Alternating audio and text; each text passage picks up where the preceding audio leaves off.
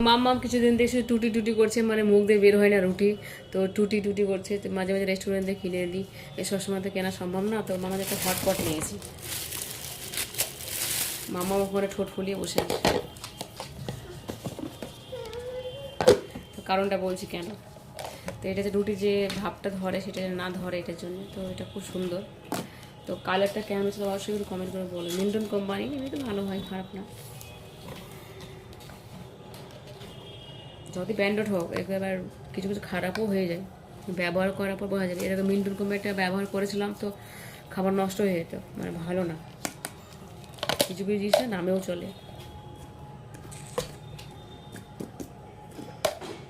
রাগ করতে হয় শোনা, ঠোঁটটাকে বসে আছে কেন, বসে আছে ঠোঁট ফুলিয়ে। তো অবশ্যই তোমরা বলো কেমন হয়েছে।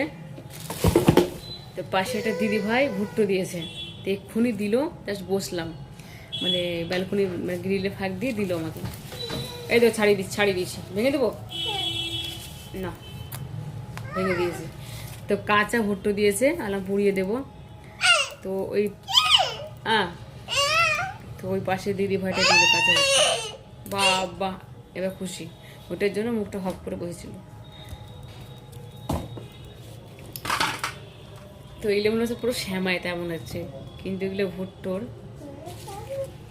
আগে খুব পুড়িয়ে খেতাম যখন ডিউটি যেতাম স্টেশনে, তো মাঝে মাঝে খেতাম, প্রতিদিন না, মাঝে মাঝে কিনে খেতাম। দেখো কি করে খেলা করছে, এই দেখো বকে দেবো, আদর করছে, খেলা করছে বাবা। তো মনে হচ্ছে অনেক দিনে ভালোবাসা। তো আজকে 3 থেকে 4 দিন হলো, তো আমি সে নামাজ পড়ি বা খাওয়া দাওয়া করি, যাই করি না, কারণ মাথা করে উঠে যাবে, এরা কোলে চলে আসবে। কেন শোনা, শোনা আমার 2টো সোনা হয়ে গেল, ওটা সোনা মা, একটা সোনা পাপা হলো। অনেক ভালোবাসে।